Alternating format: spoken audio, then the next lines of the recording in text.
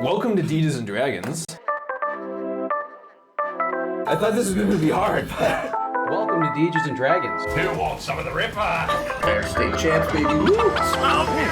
He's completely Captain Crunch. I'm a man of the people. Shattered world. Ripper knows. Ripper always knows. And welcome to another episode of the Degecast, the supplemental podcast for our YouTube show, Deges and Dragons. Hey, I'm your host, Nate Lindberg, and you can find me all over social media at Nate Lindberg, and you can follow our brand all over social media at Degetime. That's Degetime. So last week and the week before, we brought you our conversation with Jay from Feral Gamers Inc. And, this week, I think Conrad, Tony, and I were going to just sit down and talk a little bit about Ghost Ops, and, we'll get into all of that, I'm sure. However, I did just mention my two other hosts here, so before we get into it, let's say hey to the only member of the Deges and Dragons player panel to hit every single episode of Season 1. Let's say hey to Tony Shermuxness. Hey, what's going on? And next, he is our resident psychology and therapy expert. He's the Degetime co-creator alongside myself, and he is our resident game master and the handler for the Ghost Ops campaign. Let's say hey to Conrad Audette. Hello. Hello. Read you loud and clear. Over. Loud and clear. Over. I should have had a sound effect for that, but I don't. Roger Niner. All right. So with that, I say let's kind of get into this. So we started playing Ghost Ops, and you guys, what the hell is that? God, I thought there was just static on the line this whole time, but... Who wants some of the Ripper? Oh my god. Whoa, well, I guess apparently we've got a special guest this evening, blasting his way into the Degecast studio, the man, the myth, the legend himself. Join me in welcoming to the Degecast, John Ripa Bishop. Hey, how's it going, guys? What is going on, John? What is going on? Yeah, not too much. Happy to be on the Deges and Dragons podcast. I'm excited to talk about Ghost Ops, which I thought was a lot of fun. Hell yeah. I'm glad to have you here tonight. All right, and one thing we have on the docket for tonight, I guess the first topic on the docket for tonight is falling into character. So I know for me, playing Pouch was a lot of fun. It was playing that big brooding Australian, which was really cool. But what I kind of want to get into is actually talking to Tony first here about falling into a character that is not of the same gender that you are. Kind of something that personally I've never done before. I've never role-played a woman before, which is something that I'm planning on doing in Season 2. Hint, hint, spoiler alert. But Tony, I'm going to kick it over to you. What do you think? What do you think about them apples? Well, to be honest, I try to mix up all the characters I play with, so I'm not usually always playing the same person over and over and over again. And a lot of the times I decide to play female characters if I think that it would fit the role that I'm looking to fill. I would say probably maybe about 40% of the characters I play in tabletop games I think are female.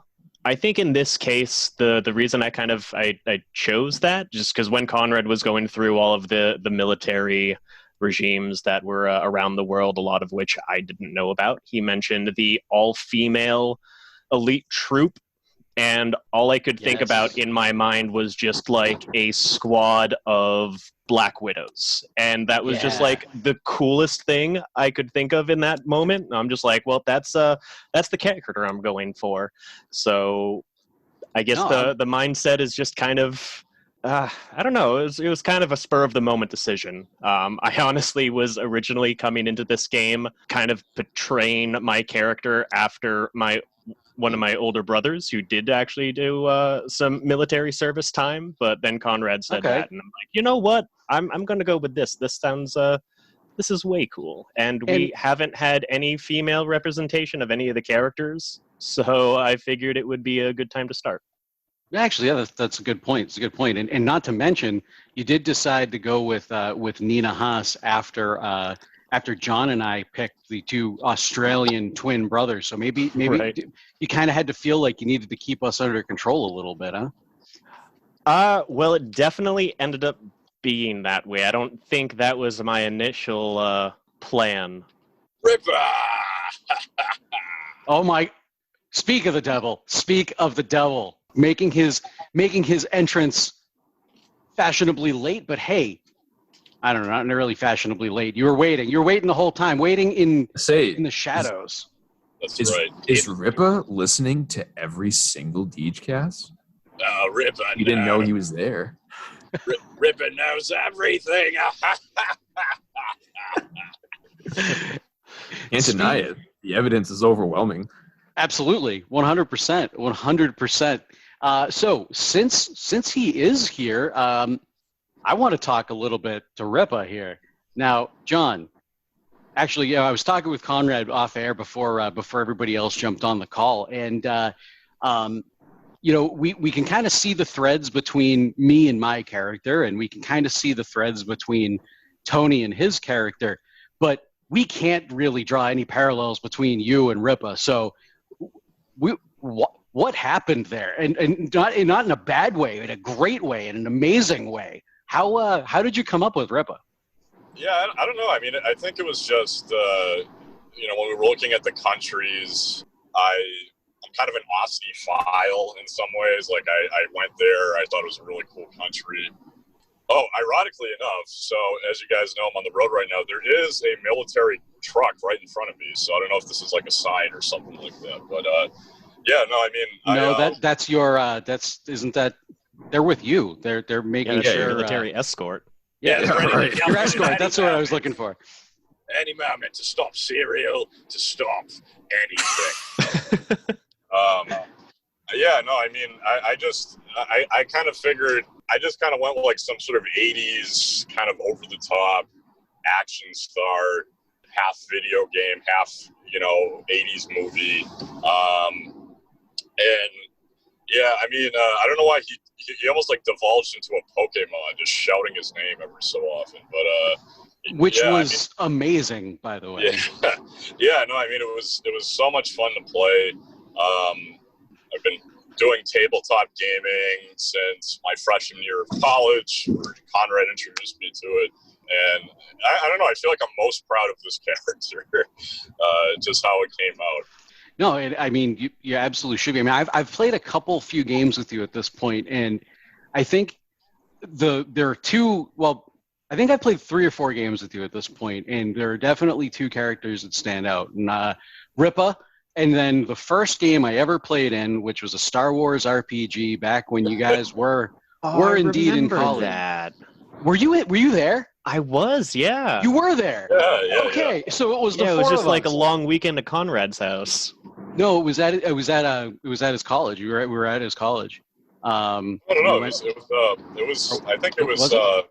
Yeah, it was at it was at Conrad's old house. Yeah. Okay. All right. Like Friday to Sunday or something like that. Yeah, it was one of our long weekends of deegery, and he made this character, and I don't remember much about the game. I just remember that like I was taking some sort of dual training for some reason, and John kept looking at me and going, "Is that part of your dual training?" And that was just a thing for years. Anytime I'd see John, like, because I mean, like I see John every maybe like once every few years or whatever. Be like, "Is that part of your dual training?" Yeah, no, I think it was like, if I'm remembering correctly, I think you were like covertly getting like Sith training, and I was aware of that. And but my problem when I was gaming when I was 18, I just made everything way too obvious. So I was just like, "Is that part of your dual training?" Which is true, it did become a thing. And I remember I had another moment like that where we were doing Star Wars, and I had done some questionable things as a Jedi, so I was slowly accumulating dark side points. And I remember Conrad pulled me aside and said, "Okay, you're going to slowly start turning to the dark side, but be very subtle about it." And I was not subtle at all. So I come back right in, and I'm like, And I say to this other guy who's playing with us, and I said, Master, I would like a new lightsaber. And he goes, which color? And I went, crimson. So I kind of blew the whole thing up. That's amazing. It was like a minute later. I was like, be subtle about it. Master, I must have a crimson. Oh my god. Not too long afterward, too, he was like, are there any butterflies around? And I was like, sure. It's like, I want to catch one and start pulling its wings off. It's like, all right. And everyone's just like, dude, you're like so obviously turning Sith now. Like, what are you doing? Oh my god. Yeah. Well, you know, and in his defense, though, like I mean, I remember. I mean, I think it was definitely D&D. I don't remember what version of D&D it was, but when I played Torin Sundbar, the dwarf, and I was still very new into my gaming experience, and I just kind of wanted to like have fun with it, and like even though I had an idea of what the character was, just in the moment, if I thought about something funny that might make the group laugh, like not like make the group laugh in game, I'm talking like make just people sitting around the table laugh, like I'd do it, and it would make for some interesting moments in the game, and it made for a couple interesting moments that I cannot talk about on air simply because they're not quite PG, but they're not PG-13. They're not even PG-13, no, not at all. And but it shaped and molded that character, which ended up shaping and molding a character for a different game that was actually set in like the same setting years later. It's like 250 years later when I played that character's like great grandson or something like that, and you know, but it's like if I didn't have those weird moments where I'm just like, okay, well, at the time, I didn't realize it wouldn't really fit like what I was doing. I didn't quite understand the concept of role playing. Like Nate, the person, didn't quite understand the concept of role playing at the time. So even though it was something my character might not have done, if it was something funny just to make everybody laugh, I did it. And because I did it, it shaped some really cool moments and really cool characters in our games going forward. So it definitely did the same thing here. I mean, we've got Ripa. We had dual training and you know, your crimson lightsaber and your butterfly wings. So, you know, the little bit of chaos certainly makes for some memorable gaming. Well, right. Yeah. And like you said, Nate, like when I was 18, I had no idea what I was doing. But now I sort of feel like I've hit that balance of like wanting to make the group laugh, but also staying within the character. I mean, this guy, Ripa was so, you know, reckless, right? Like, so I feel like he would actually do things like that, but I was like, oh, I can also be over the top and make everybody laugh. So no, 100%. Yeah, I think in terms of, so I didn't even realize like how much, like I remember that you had visited Australia, but I didn't realize like the degree that you like loved the place. But I will say that, so I don't have any firsthand experience myself, but certainly like anything you watch, I think it's called The Beast on Netflix. It's just like one of those like Ninja Master type shows where you have to like overcome like extreme obstacle courses and stuff. And American Ninja Warrior. Yeah, and it's a global competition, and so Australia Global always Ninja has, Warrior. Yeah, Australia always has these participants that, I mean, well, everybody's badass on it, but the Australians are always just like coming out of it super friendly and like just don't care about like how hard or dangerous anything is. It's like, oh yeah, you know, like, whatever. And like that's in every form of media. That's kind of like my experience with Australians, is that like everything over there is like so dangerous or like tough or whatever, that they have like this almost like Canadian friendliness in the face of any sort of extreme danger. And so that's what like the connection I see with Ripa and like his background and everything, where it's like we're going on this insane mission. And I say that like in episode 1, you know, like there's 3 tiers of difficulty for a mission. depending mostly on like the information you have. And this was a max difficulty mission. Like you didn't know anything. You had no backup. You infiltrate and you have to figure out all this stuff on your own. You just have some code names to go off of. It's like, yeah, Ripa not only is going to roll into this situation, but he's just going to do it his way. Like he cares very little about giving himself away.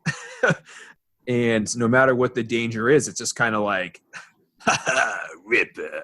You know, he got shot in episode 1, like or episode 2, he gets shot and it's just like, you know, like, it doesn't even matter. Shrugs it off. Yeah. And so that is like kind of the view I have of Australians anyway. So when the two of you created twin brothers from Australia, that definitely, like, I feel like I would be drawn to that too. Like I see the appeal, certainly where you're going into these dangerous missions, and like you could be, you know, as skilled as anybody, but it's really like to calm the nerves and like be cool head in those situations. It's either like you're just like totally cold and like cut off, or you're like the complete opposite, where it's just like, it doesn't even matter. Like explosion happens in my face and I laugh. No, and you know, it's funny because like, you know, I didn't know that, you know, John had been to Australia,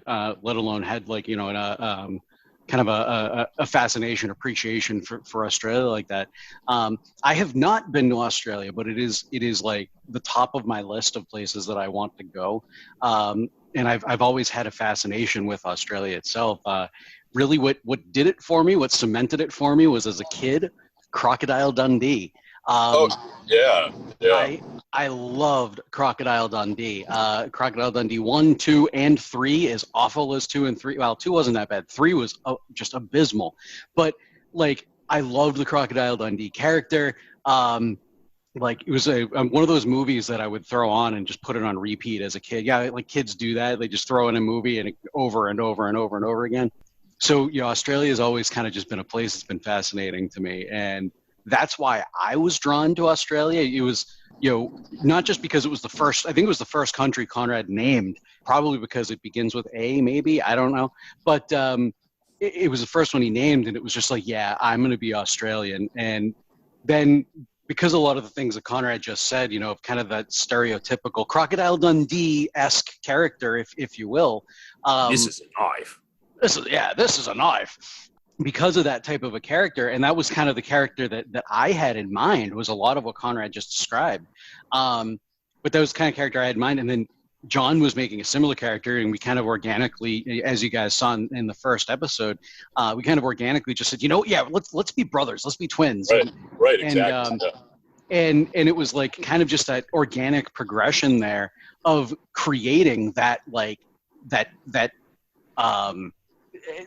Australian tag team. Everything I relate to wrestling, I apologize, but that Australian tag team, that duo, that you know, kind of indestructible combination. And you know, as the episodes go on, you kind of see the two of them do some crazy and amazing feats of strength and things like that, and it kind of plays into not just my thought about the characters when we were creating them, but you know, what a lot of what Conrad kind of just brought up, that I didn't cue him in on, that was going on in my brain up until just this moment that's coming out of my mouth. No, yeah. I think that's right. I mean, like, you know, so much of it was organic when you and I were kind of like, let's be brothers. And yeah, like, I know, you know, I definitely wanted to riff on like Crocodile Dundee and all that kind of stuff. And I just thought the dynamic of it worked really well, where like, you know, Tony was always trying to reel us in, and we're kind of going crazy and everything. I mean, to me, it felt like, you know, a fun but ridiculous movie like Small Soldiers or, you know, The Expendables or something like that. No, 100%. And that was, I think that turned into probably my favorite part of this game, is that dynamic between you and I and Tony.